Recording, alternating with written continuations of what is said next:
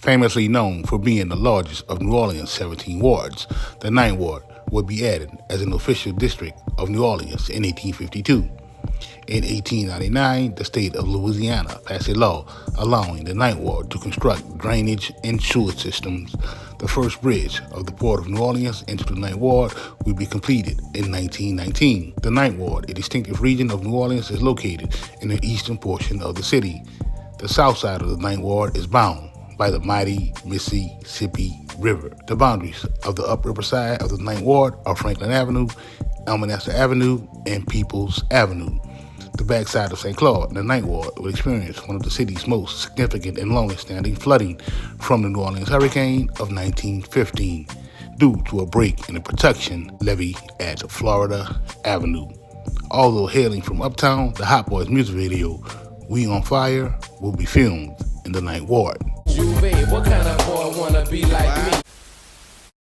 The Industrial Canal will be dredged at the start of the 1920s. Known for being flood-prone, much of the Ninth Ward on both sides of the Industrial Canal would experience extreme flooding during Hurricane Katrina in 2005. Today, much of the Ninth Ward still hasn't recovered, nor is it on its way to recovery. Brad Pitt's Make It Right project, which focused on developing and rebuilding homes in the Lower Ninth Ward, will play a part. The cookie-cutter homes that residents have purchased would eventually start to fall apart. And after the storm, actor Brad Pitt jumped into action to help house families in one of the hardest hit areas, the Lower Ninth Ward. Through his Make It Right Foundation, he built these distinctive homes.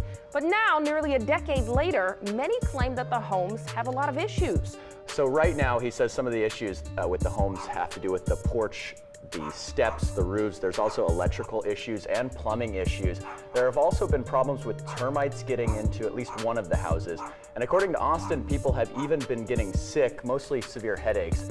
After Hurricane Katrina, one homeowner I spoke with, who is not part of the lawsuit, used just under $200,000 in insurance money to buy a Make It Right home to replace his house that had nearly washed away.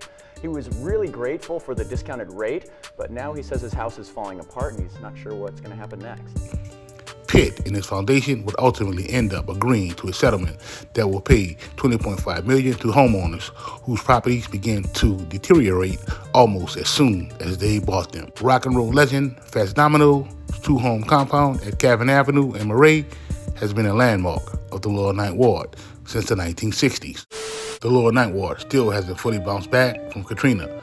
The federal rebuilding program that was put in place by the government was found to be discriminative in its funding against displaced residents in depressed areas like the Lower Ninth Ward. The formula was structured to pay out home value rather than the cost to rebuild. This leaves many residents from the Lower Ninth Ward with a financial hardship. The funding will fall well short of the money they needed for the purchase of new homes. Tremendous criticism was aimed at the state and federal government for their handling of the Hurricane Katrina rebuild and recovery efforts in New Orleans, specifically in the Lower Ninth Ward.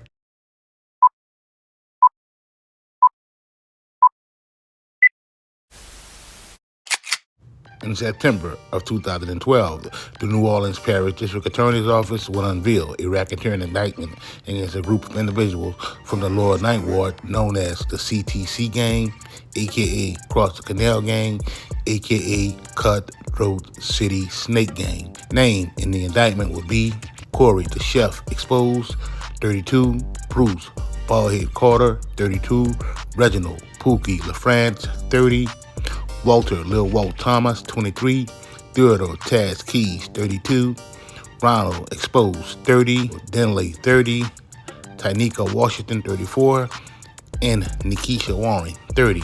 It was rumored that Reginald Pookie LaFrance would turn over on the gang.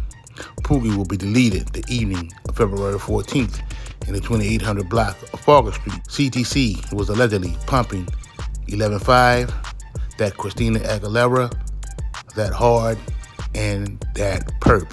Infamously known for acts of violence and intimidation to further grow their business. While the indictment cites them as a criminal gang, court filings will detail a handful of specific crimes allegedly committed by CTC. Several of the members have been arrested in February and June of 2011. Several alleged members of CTC faced drug charges following these arrests. Those state charges were dropped by prosecutors just prior to the racketeering indictment.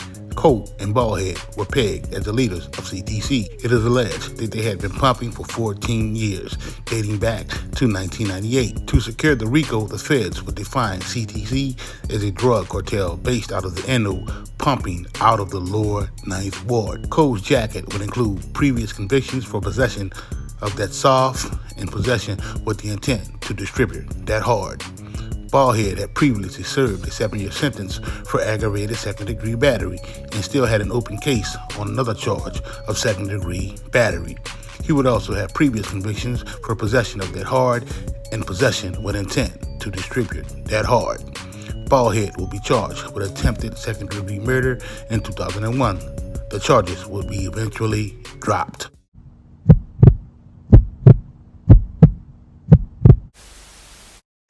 In December of 2008, Nathaniel Joseph, task force officer for the NOPD, while working the beat in the Ninth Ward with fellow officers Nicholas Williams and Travis Brooks, would allegedly spot Cole driving with a seatbelt violation.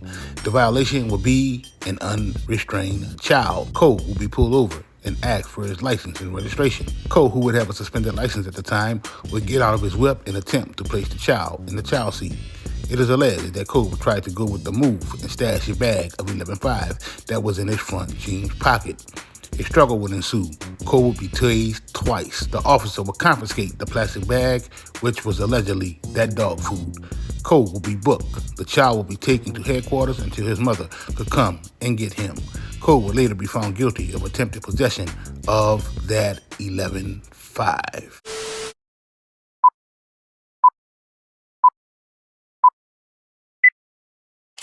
Let's fast forward to 2015. It is then that Cole will be sentenced. Cole, who was a 4-time loser, will be sentenced under Louisiana's habitual offender law. Cole and Ballhead will both plead guilty in November of 2015. They will both receive 25 years. Bilal, Denley, Walter, Lil Walt Thomas Jr., and Ronald Expose will plead guilty to racketeering. Each would receive 10-year prison sentences. Nikisha Warren, one of the 2 women named in the indictment, pleaded guilty and was sentenced to credit for time served. Prosecutors would eventually drop charges against Theodore Taz Keys and Tanika Washington. The cutthroat city indictment would come on the heels of a similar 2010 racketeering indictment against 11 alleged members of the D-Bot gang. It is alleged that the MAG unit, aka Multi-Task Force Against Gangs, had indicted nearly 120 alleged members of street gangs pumping drugs and violence on the streets of the NO, from Holly Grove to Central City to the Ninth Ward, all the way to New Orleans East.